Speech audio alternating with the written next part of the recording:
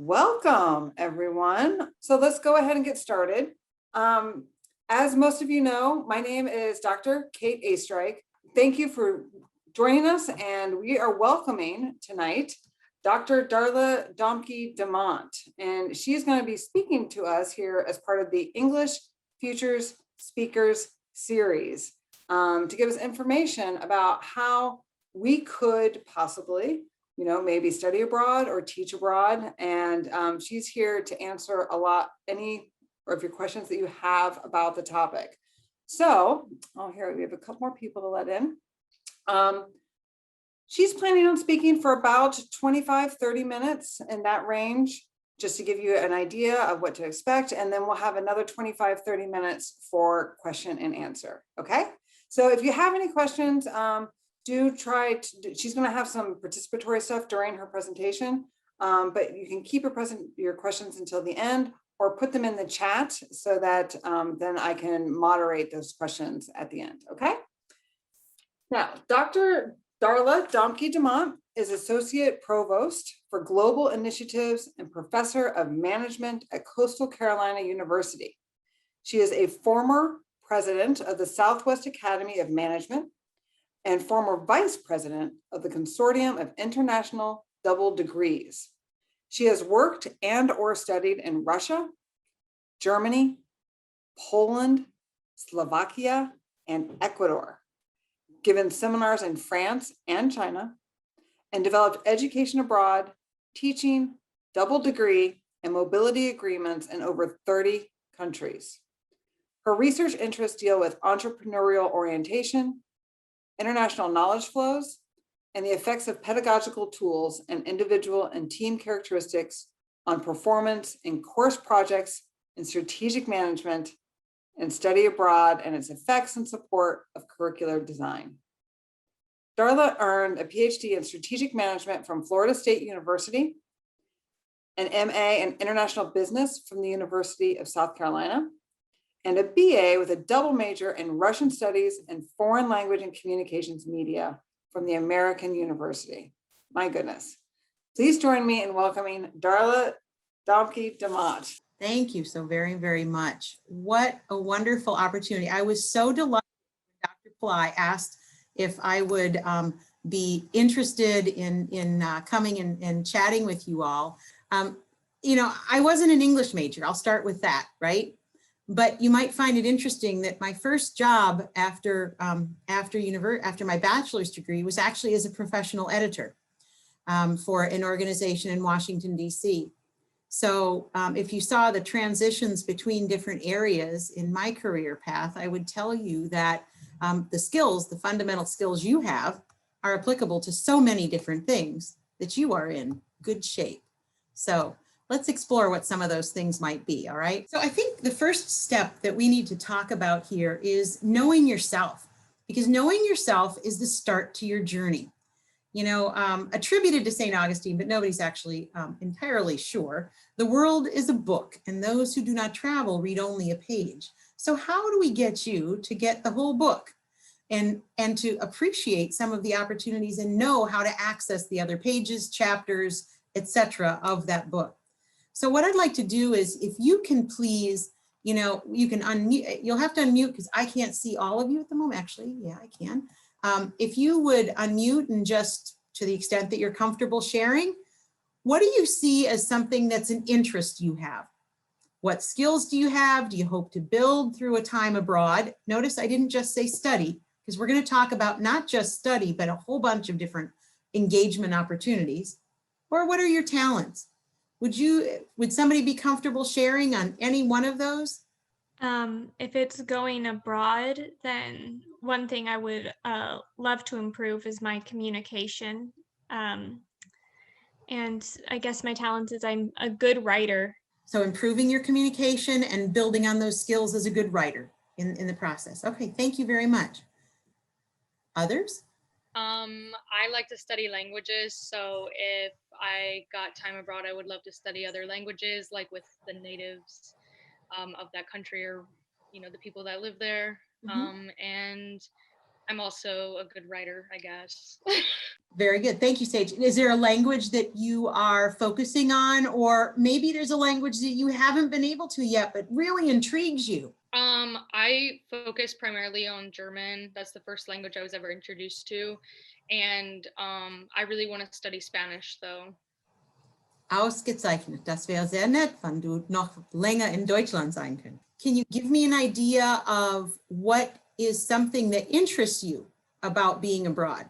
Aside from, let's say, let's stipulate that seeing some of the things that you've seen in pictures or other forms is of interest. What else interests you about being abroad for any period of time? Because I assume you weren't required to be sitting in this session and you chose it, right? So what drew you to this session? And I ask this because I want to make sure by the end of it, we've gotten you to that point to the best of our ability. I really love learning about cultures and architecture and just going places and seeing them with my own eyes. What drew me to this is just a simple fact that I know one day I'm not going to always be in America. And I kind of would just go wherever the opportunity is. You know, it's funny that not funny as in humorous, but I find it interesting what you were saying about architecture and looking at where things are at. I studied in Poland, and I had a class called Sociology of Polish Life, which quite honestly was not the class that I had signed up to be in, but one of the classes, but it was what I was taking. And I still can remember in detail days of that class, because what it showed me and opened my eyes to being able to look at visual representation in so many different ways, in the ways that we live our life, and how our narratives about self, about society, are built upon and influenced by and influence collectively those spaces.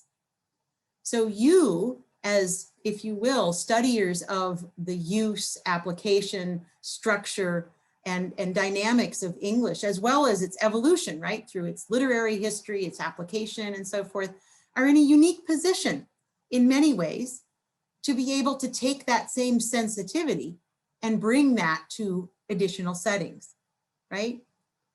How many of you, when you go to write whatever your assignment is, just sit down and write the whole thing and it's perfect the first time?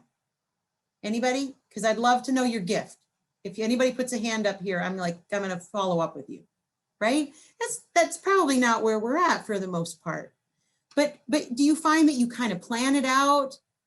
You get sort of an outline, or you do whatever works for you to develop a strategy for being successful in that experience.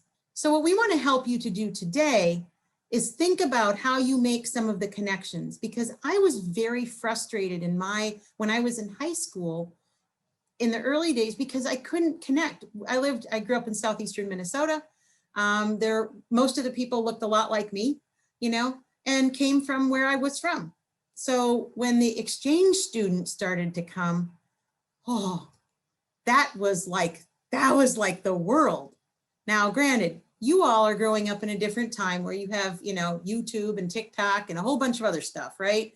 That helps you to see snippets of the world, right?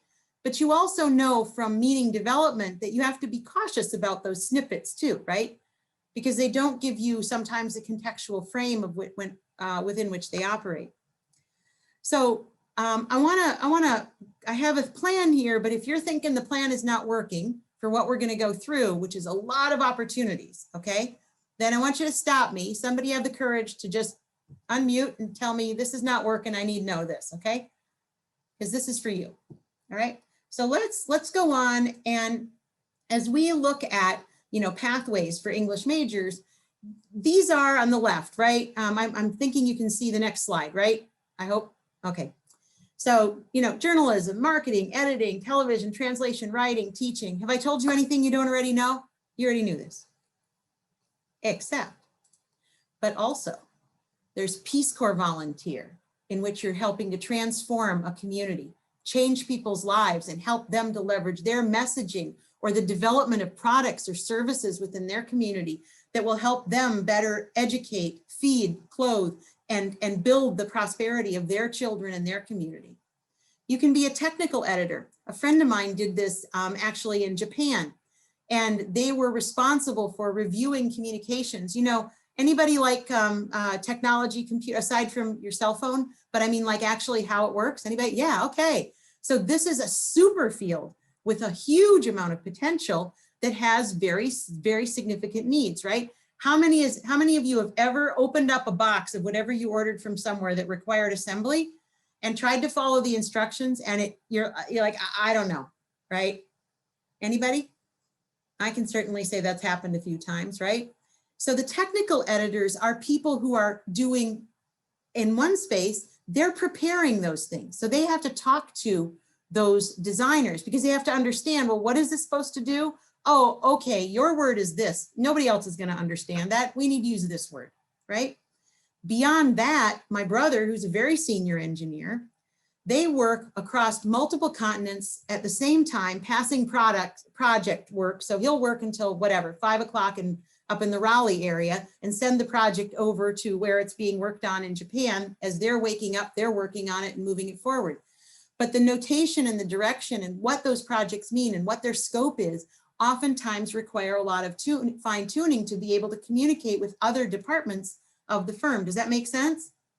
So if you like tech, this is a cool space to be involved in because you can really add value and make a difference into how that product is received or used.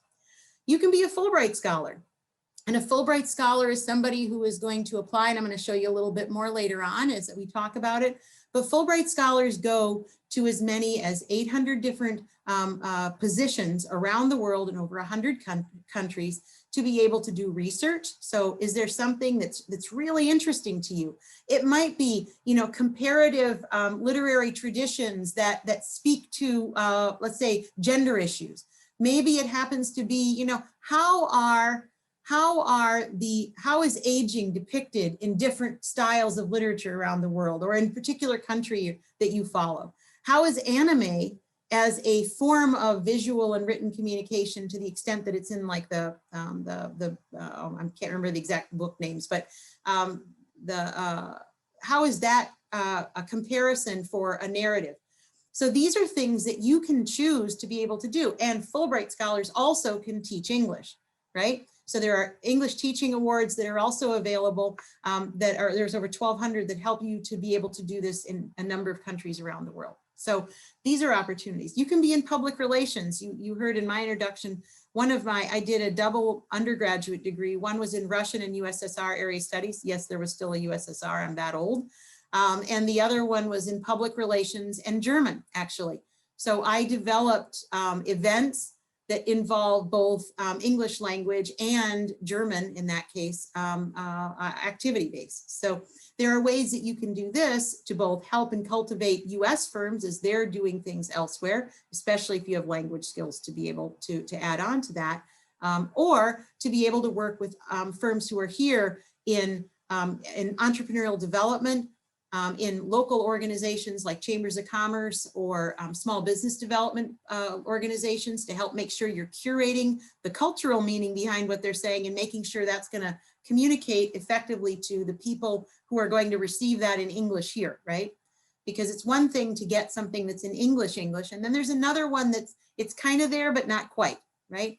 And those firms want to represent themselves very, very, professionally.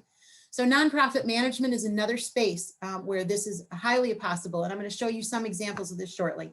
Event managing are ways where English majors do a tremendous job. You're, as several of you said, as a talent, you're good at writing. Well, building scripts that are appropriate and effective to deliver the messages that are desired and that allow for or open up the opportunities for conversation where they're desired in that space is really important. And in this, the US Department of State has an entire track that's built around this sort of trajectory. So if you want to go and have your entire career overseas, you can take the US Department of State exam, which you can sit for here at Coastal, right? So you don't have to go far to get involved is part of what we want to look at. Nonprofit grants managers, grant managers, I think Dr. Erstrich and Dr. Pillai, I see on the call today, they will tell you grant writers have to be absolutely on point with their communication. Oftentimes you're working to a specific number of words or even characters, and every single one of them's got to count. it has to read effectively, and you lose points if it's not grammatically or structurally complete. So the other one, and I want to tease you with this one because we're going to come back, I'm going to challenge you to actually sign up for this one this summer, is the US, be a project manager for the US Department of State's Virtual Student Foreign Service. Did any of you know that program existed? This is a super cool opportunity. So let's look at a bunch of them. We're going to start with the teaching abroad ones, okay? So the US Department of Defense has a education abroad or an education activity whole unit. And this unit sets up and manages all the schools that are located on military bases and collaborative points all over the world. Okay. Now, in some cases, you may meet the criteria simply with your English degree, but in most cases, you have to have, as you can see, state endorsements and 50% of your coursework in the area. Now, in the English space, you'd have obviously 50%, but whether or not that particular post requires the state endorsement would require you to then perhaps go on and do an MAT for a year, you know, a Master of Arts in Teaching program or something like that. So you have those qualifications. So that's one. And by the way, don't worry about writing down these websites or anything. This whole slide deck is going to be given to your faculty so you can click as you like, okay? So I won't be clicking through to the exact sites tonight, just to save that time and leave time for your questions. The International TEFL Academy is definitely a first stop for you. If the Department of Defense one either doesn't ring your bell or for whatever reason that doesn't sound interesting, or you say, yeah, I don't have the credential piece that's needed, you can go on to this one. And what I've tried to do is give you a little bit of a screenshot. And I know the screen might be kind of tiny wherever you're viewing it from. But what I'm showing you here is on the left side, this is a comparative list by country of teaching of English as a foreign language opportunities around the world. This is just a screenshot from one page in Asia.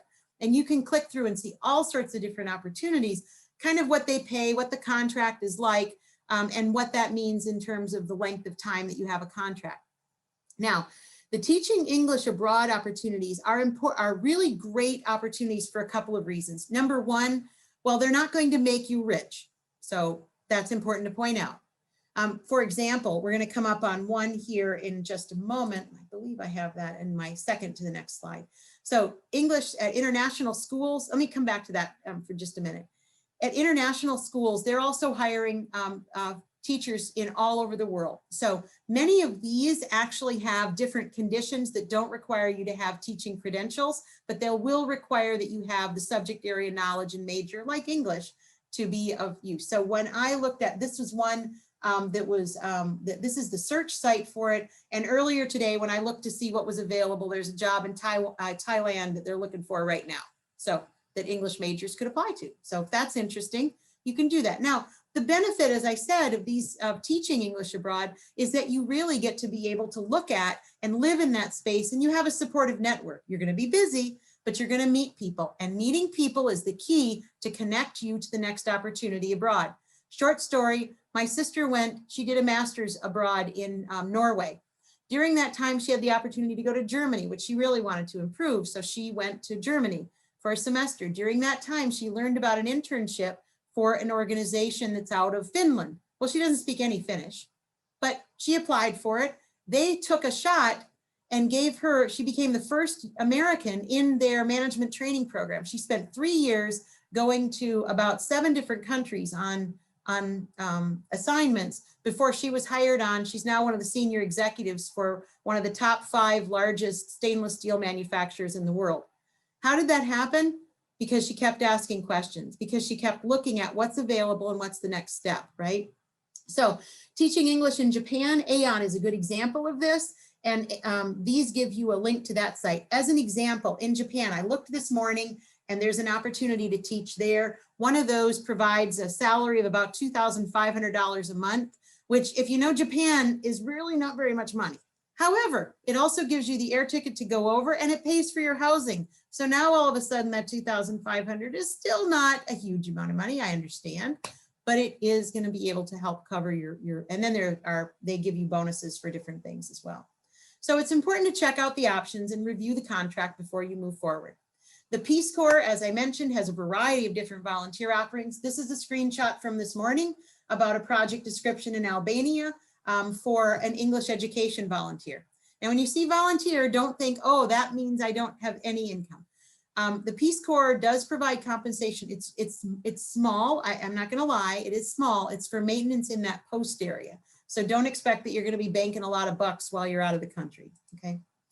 So lest you, however, think that it's only about teaching, I would share, I really love a variety of Khalil Gibran's works, but I would just share your living is determined not so much by what life brings to you as by the attitude you bring to life, not so much by what happens to you as by the way your mind looks at what happens. So I just want you to kind of reflect back on the sister experience, right?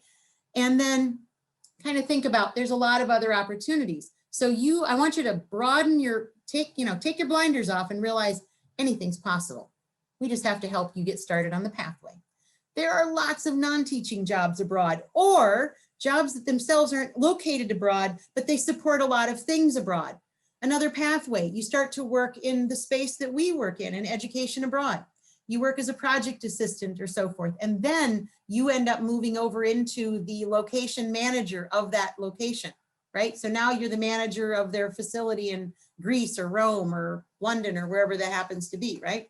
So those are opportunities. There is right now a marketing and communication manager position as of this morning that's up there, right? There are program directors and tour companies. I used to be a tour operator. Well, first I was a tour guide in DC, and then I was a tour operator for a time and a tour guide for a company in Slovakia because I speak Slovak, Russian, German, Polish, a teeny bit of French, a teeny bit of Spanish, a little bit better now, but and then I could follow in the basics in Hungarian. And so I would take people from Slovakia and Czech Republic over to what at the time was the newly opened Western Europe, right? And take them on tours. So if you want to be a professional tour guide, there are lots of opportunities to help you do that, right? And your communication, writing, and clarity skills are going to be very important to that. You can be a travel writer. One of our alumni who graduated about 7 years ago now is a travel blogger for hotel companies. She's based out of the Netherlands. Cool job. Another friend of mine who came out as a communication major, not as an English major, but she started to write freelance, and one of the companies that does construction work, which whether that's your thing or not, they saw her writing and they said, hey, would you be willing to come and be our newsletter editor? She's now been full-time with them for, I don't even know how many years, okay? Plus she does other freelance on the side.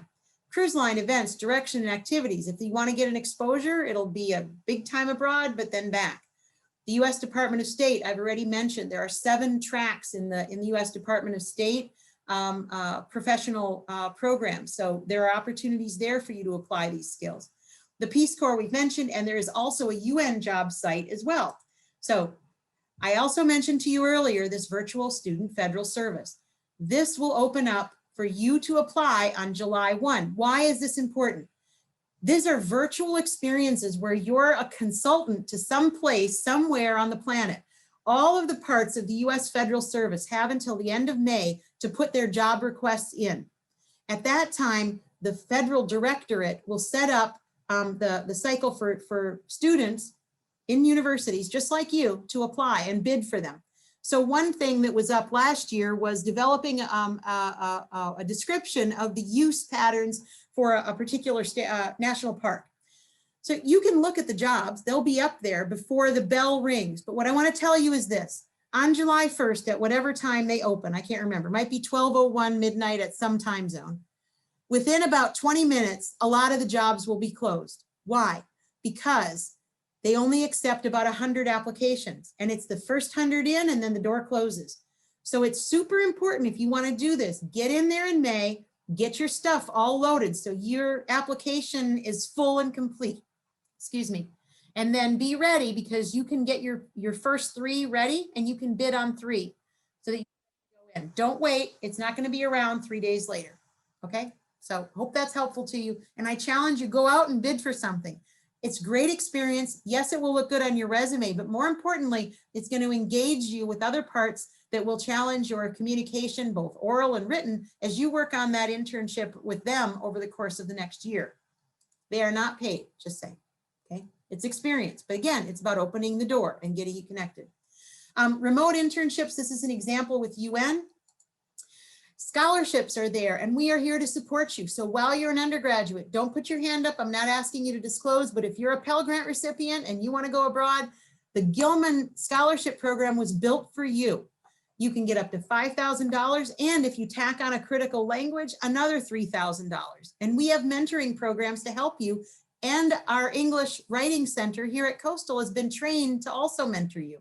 So if that's you, reach out to them or to me and we'll get you started, okay?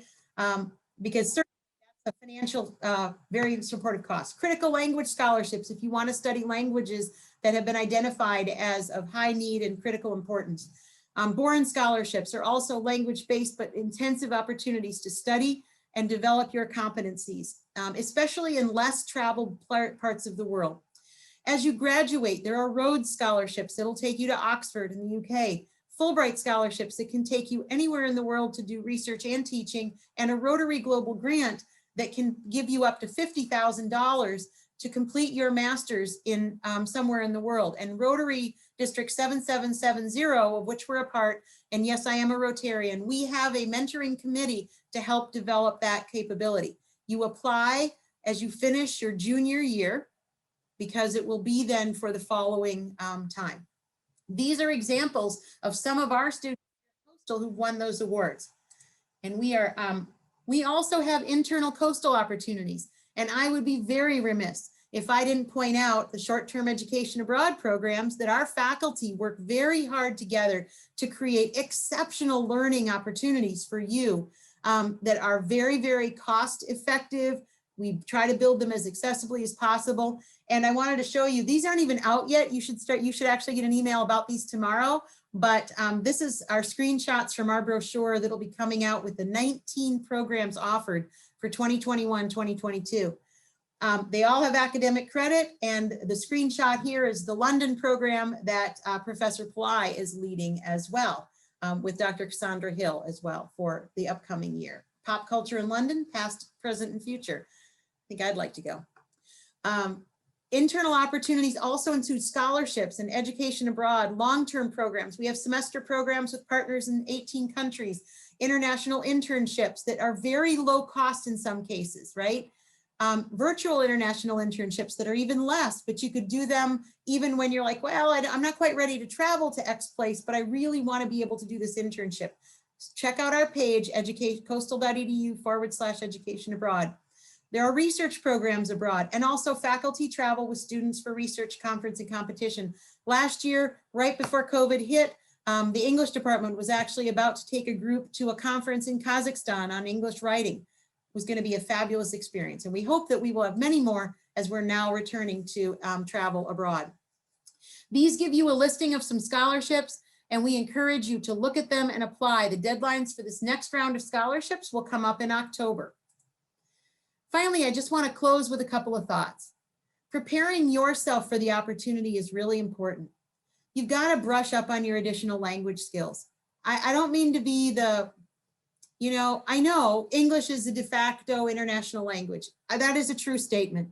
But it's also important to recognize that if you want to work in other places, that you are asking to be in that space beyond and above the people who are there. So you have to bring special skills that they can't get locally.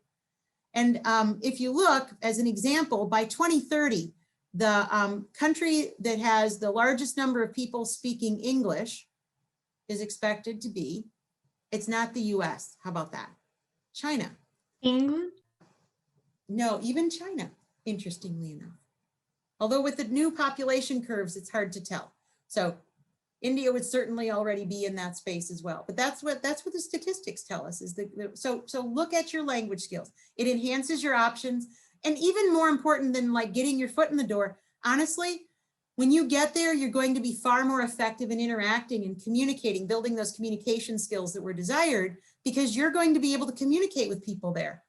And people appreciate that. They do not expect it because the myth and the legend, and in many cases, is that, that Americans just don't know other languages, and if they do, they don't use them.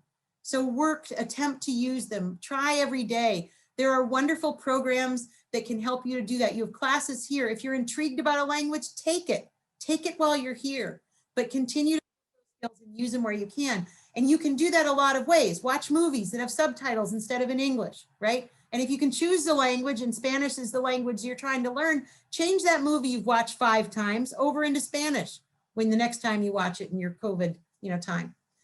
Like pulling a string on a sweater, your experience will unwind.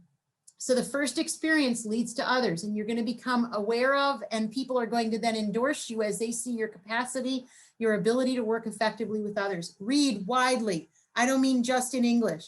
Challenge yourself to push through, if your language skills are at very elementary levels, to push through those and to continue to go. When I was learning Slovak, I asked for what were essentially like young adult style books that were adventure books, right? They would not have been what I picked up here, but I would take them to the gym. And while I was on my, riding bike, which is what they had there at the gym, I would read, and it was torturous at first. And then I got faster, and then I realized I was whipping through the books, and my ability to communicate helped me. And I published research articles in Slovak within the year of being on site there, after I'd had 8 weeks of Slovak instruction, right? So this is all about you. You don't invest in it, you're not going to have it, right? Interact with others as well actively to expand your own cultural competencies. The College of Humanities and Fine Arts with its culture series, with all the other opportunities here, IST here in Lib Jackson, the Center for Global Engagement, and so many other places offer you opportunities. Go and invest in those if you really want to be abroad, because every one of them will help you. The film series I went to at Pitt, University of Pittsburgh, when I was studying Slovak, was one of the best things I could have ever done, because it gave me so many different frameworks, and the conversations afterward were amazing. But interact with our international students. We have students from over 60 countries at Coastal. We have a GLAM program that you'll see more about as you come back in the fall, the Global Ambassadors and Mentors, and we hope that you'll participate and get those opportunities as well.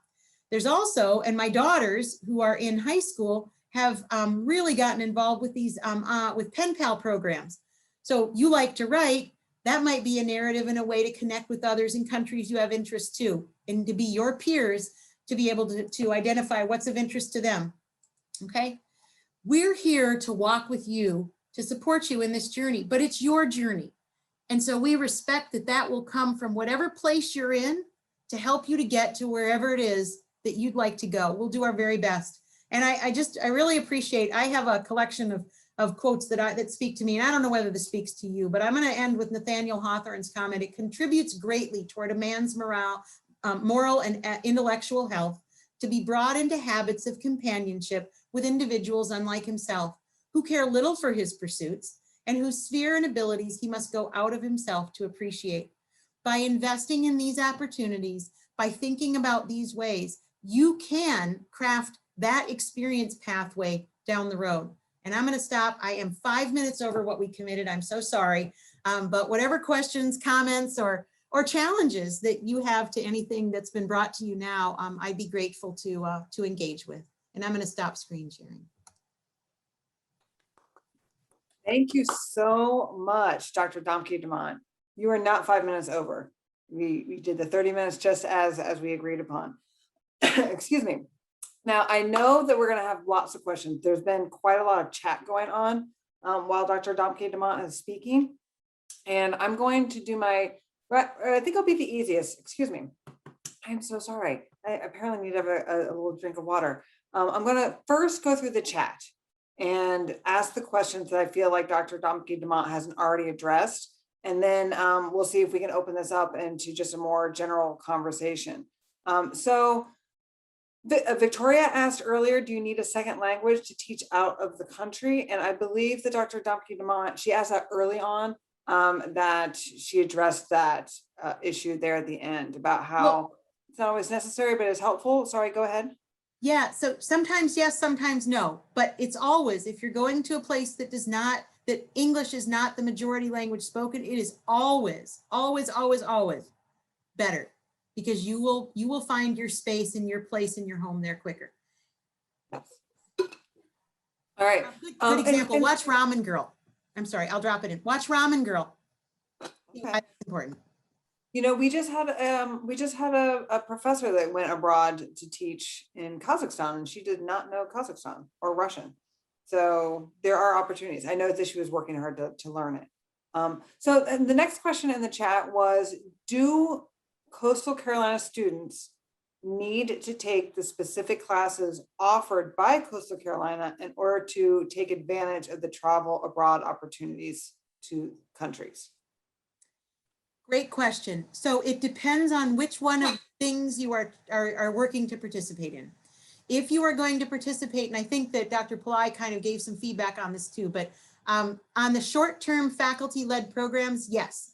So those programs are specifically built out to teach the courses that are being offered on those programs, right? So that's one thing.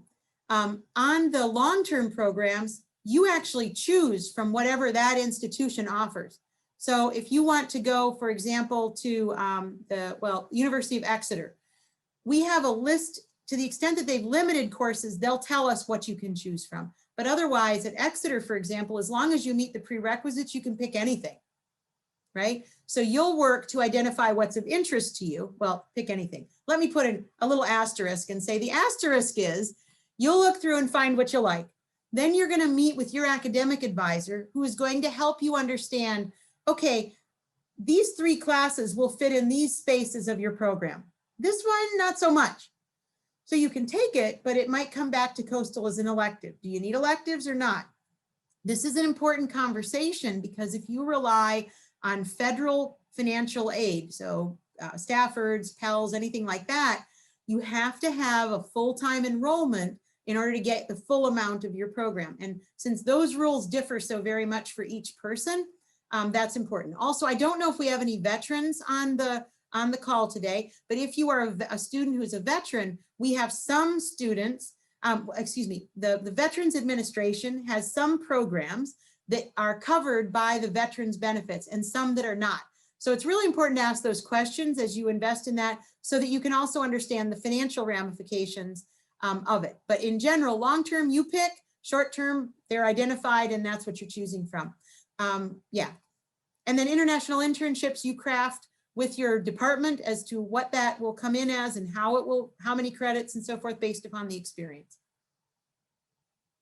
So somebody's asked in the chat if the long-term study abroad is coming back next semester or in the fall as well, or just the short faculty-led versions. Thank you so much. And maybe I can speak more broadly to when travel abroad, what the different trigger points are for each one of them, right? I guess it's been about a month ago now, the university announced that travel abroad would resume. The travel abroad for student study, whether that's international internships, physical mobility, right? So international internships could happen right now that are virtual, right? Because you're not going anywhere. Those that are physical mobility are able to request to take place after July 1. That means, of course, all fall semester too, you know. And so we do have students who are planning to go out for the fall semester. Some programs to which students have applied for the fall semester have actually been canceled by the provider organization because of where COVID is at in that respective area. But every program that's going out, because most parts of the world are level 3 or 4 on a travel advisory, they go through a special review process. And I don't want to get too much in the weeds here, but essentially it's a review to say, is it still okay for this group to go? And so exceptions are granted then for those based upon a review of that and the results of the committee and the respective vice president. In the case of academics, it's Provost Ennis. So our committee met, actually we had a meeting earlier this week to look at some programs. So yes, it's already back up. Yes, you can already apply, and we will look at what you're proposing to do, where it is and what the circumstances are. And the committee then will make recommendation for whether that can happen. Once COVID conditions adjust, then we will revisit that, and the levels of travel advisories shift back to their levels of mainly 1s and 2s. That will be a different time, but for the time being, that's how we're moving forward. So I have a question. Well, all right, there's one more question in the chat. And Dr. Pillai just answered it. Okay, so I have a question, which is, I have always wanted to study abroad. I've always wanted to do it. I have signed up a few times to be a faculty leader of a study abroad. And it's always been canceled due to not to low rate, enrollments or anything, but because of other extenuating circumstances. So that's been unfortunate. But as a student, or as a professional, looking to do sort of study abroad or research abroad trips, I always talk myself out of them and think the competition is so stiff. There are such smart people out there applying for these. I'm never going to get picked. Can you talk to and then I beat myself up when I see people that I know that I'm smarter than win these awards and get to travel abroad. So can you talk to what are the odds and what are the odds of being selected for one of these opportunities? And are there strategies that people can use to maximize being selected? Yeah, I have to smile when you say that. And I hope that, how many of you are seniors? Okay, couple. How many juniors? Cool. Sophomores? Freshmen? Yay. All right. Okay. Across the whole board. Any master students? And I see Anna's thumb up and Victoria's too. Awesome. Okay. So let me tell you a quick story. In the spring of my senior year, one of my favorite professors who I admired a great deal because I thought she was she's so smart, and I was just glad that she talked to me because she was so amazing, She came up to me and she said one day, she said, Darla, I think there is a brand new Fulbright scholarship to Slovakia, or to Czechoslovakia. Sorry, it was still Czechoslovakia then. She goes, I think it would be great for you. You should apply. And she handed me a pile of papers already printed out, ready for me to do. This was before email, okay? So just so you know. And so I was like, oh, wow, thanks, yeah. And remember what I said about following the opportunities?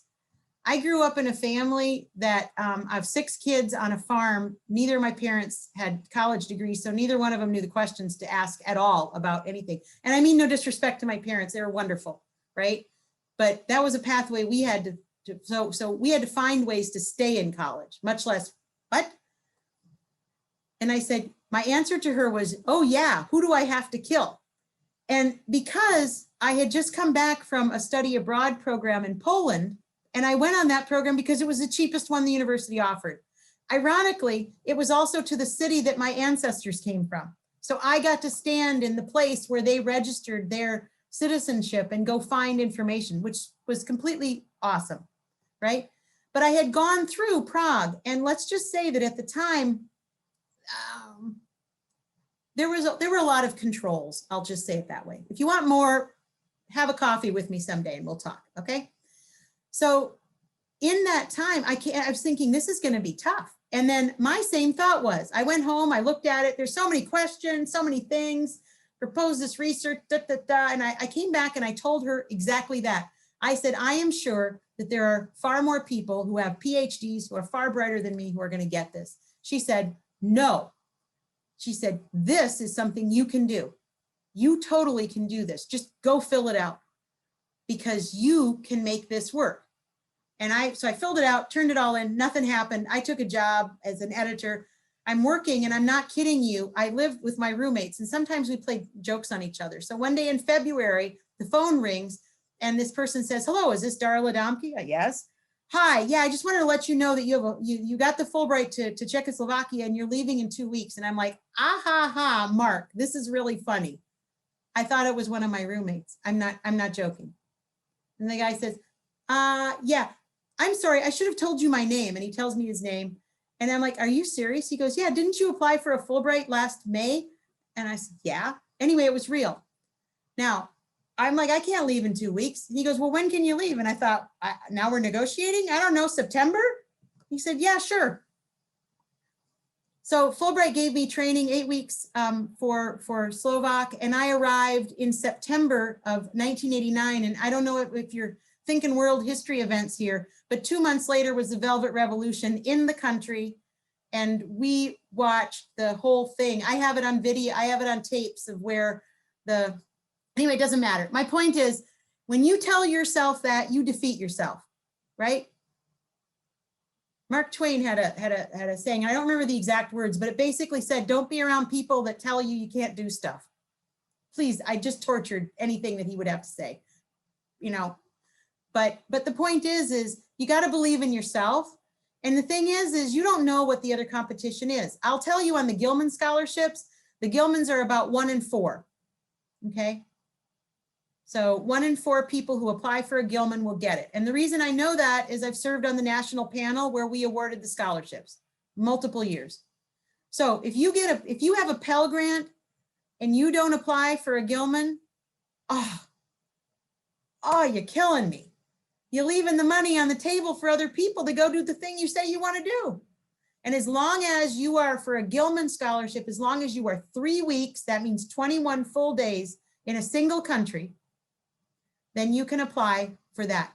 And the more that you pick, the less commonly, like not Western Europe, okay? Because that's the most commonly chosen space, right? And the more that you pick to do a homestay or to go and study language with it and to do an internship or whatever. But if you're interested in those things, come and see me because we will help mentor you through that. We're not going to write it for you. It's your story. It's got to be you that's in that application because I'll tell you, I came out of some of those and I wanted to write it. I'm like, if this person doesn't get this, I'll write a check, you know, because, oh my goodness, what they have done and what their initiative is and what their goals are for their future. So don't defeat yourself. In the faculty Fulbrights, there's actually a measure that shows who's gotten what over time. And on the student Fulbright page that you'll have in the link, if you look in the upper right-hand corner, it will tell you how many you applied and how many are awarded. But honestly, what we all say too is don't look at that so much because a lot of people play those odds. So you'll see a ripple. If you look at multiple years, only 14 people applied for 2 awards this year. Yeah, next year, 44 people applied. So it doesn't matter, right? Be true to you, write your story, write what you want to do. And you have a higher probability of getting it just because of that. South Carolina is a preference state for many of these scholarships though, because we don't send very many students. The Massachusetts and New York and whatever, they send even proportionate even to their student populations, they send a huge number. So we're trying to really build this effort. And if you want to do it, come see me and tell your friends, hey, do you have a Pell Grant? Go get one. And for some of these others, make sure you apply. We've been able to give away all of the money from the on-campus scholarships in most years. Anybody graduate from Horry County High Schools? Anywhere? Anybody? Yeah, okay, you people with your hands up, there are scholarships worth $2,000 a piece available only to you. And last year we had to give money back, well, last year was COVID. The year before, we had to give money back to the commission because not enough students who qualified applied. Hurts my heart. Please come apply. This is excellent advice and an excellent pep talk. I need to just invite you over to my house and occasionally we'll just hash this out. And one thing I want to say, just as a personal aside, I had a friend in graduate school who applied to be in the Peace Corps. So it's one of these, opportunities to teach abroad and give back. And he ended up, he was a smart guy, but after he did the Peace Corps, he ended up going to Harvard. And then I forget what his job was after he went to Harvard, but he got some amazing fancy pants job. And so, when you see these opportunities where you're like, ooh, I'm gonna have to dig deep, or I'm gonna have to get scholarships, I'm not sure how I can afford it. This kind of sacrifice and a willingness to go try can translate into amazing opportunities down the road that you never would have been even considered for otherwise. And so I think that's really important to keep in mind while you guys are young, because I know some of you are starting to feel old, but you don't have a mortgage yet. And this is a great time to take advantage of these opportunities. Now, I would like now to open up, we have 9 minutes left, to open up the floor. If you have a question that you would like to ask, please raise your digital hand and I will call on you in order. Dr. Pillai, I saw your hand go up and now it's gone. Did you have a question you wanted to ask? I do, but I'm going to defer to students. So I'm going to wait and see because I know students might have questions and I want to defer to their, this is for them. But I want to say, Dr. Domke-Damonte, your formidable period, but I am so grateful that you showed up, and you showed up. I am so very grateful. So I'll defer to students, and then I'll ask the question if they're quiet, but they shouldn't be. So take advantage of this opportunity and raise those digital hands and I will call on you. Yeah, I was wondering what exactly what type of contents within like study abroad classes? I know it like changes depending on what class you're going in, but like how are the classes structured overseas while you're on the trip? Yeah, thanks for your question. So, and I appreciate very much, Dr. Pillai, your answering in the chat, a number of other ones too. So I think, let me answer your question and add one other piece of information as well. Each program, first of all, some programs happen every year. Some programs change out. Some departments have a cycle of programs, like the Spanish classes tend to go Madrid and then Costa Rica in alternating years, for example. So it's important to look at the schedule of where those are, and then you can reach out to the faculty if you're interested. Some programs start with a week of classes here at Coastal with activities and so forth. All of them have times where the students meet in the semester before. So in the time period leading up to Maymester, which is when most of our short-term programs go out, they'll meet with the students and do different activities, tasks. It might be project start. It might be collaboration with partner institutions if they're doing that. So each one of them is a little bit different, but all of them have a syllabus that's uploaded to the schedule, to basically the online forum where you do your application and have opportunities to exchange. The faculty will give you a profile about those, both in the information sessions that will take place in the fall. Our applications will open on August 1. There will be an Abroad Expo in the latter part of August where the faculty are generally there from each of the programs, and they can also provide information, but you can also just email them and ask them a little bit about it. In most cases, there are activities and instructional periods during part of the day, a lot of heavy field trip experiences. I know, I don't want to speak for Dr. Pillai, but I know that in the past that's included going to, theatrical performances, museums, other engagements. So it really just depends on the program. On the program, I saw people asking about the program in Japan. They're doing also some essentially sort of pilgrimage work, if you will, that's also bringing together other things. There's a sociology course that's going to be looking at indigenous activities in Ecuador, for example. So it just depends on what that setting and what that learning experience is. And then the last thing I'll just tack on to that too is, in addition to the cost issues that Dr. Pillai has done such a fabulous job of giving you insight on, I will also note for the next cycle, there will be some programs that do not include airfare, some that do. They will be clearly spelled out in the program detail itself as you see that. Moving forward as well, if you are paying in-state tuition here for most of our education abroad programs that are a semester or longer, you'll pay that. If you're out of state, you also pay in-state for most of them. Some of them, Australia and a few others, Ecuador, it's a little bit more, but that's part of what's the case. If you're going to a third-party vendor, it's a little bit different. So even the cost can be affected that way. Just a quick question. When you're talking about scholarships, when is like the scholarship, like quote unquote season, when we should be looking to apply? Because I've heard that you're supposed to apply either a semester before or a year before, but I'm not quite sure. Great, thank you so much for asking that question. And I apologize, I didn't speak to that more specifically earlier. So it depends, right? First off, I hope that all of you are applying for all of the coastal scholarships that you can as continuing students. So you know that that comes up in the spring every year, essentially, where you can go in through your online thing and find all the scholarships that you might possibly qualify for and apply for them, right? Some scholarships are, and because that's one source. Secondly, the internal coastal ones, the ones I showed you on that list, the Board of Visitors Scholarship for the College of Humanities and Fine Arts, for example, the Domke one, the Horry County one I was mentioning earlier. All of those have an October 29th application deadline. And in order to make that application deadline, you have to have finished applying for a study abroad program. So October 27th is the deadline to apply for most of the short-term education abroad programs, with the exception of the Festival Music in the Caribbean program that will have a September deadline, because that one is going out in December. So That's one cycle. So on your calendars, before you leave this meeting space, but not while you're driving, for those of you driving, put in a note to say October 1, apply for scholarships, right? Because that is when you can start pulling things together. Oftentimes you need a letter of support from a faculty member. Please don't ask your faculty member 4 minutes before the deadline, because we really actually do. We timestamp and we close the deadline, and then it's no longer eligible for consideration, okay?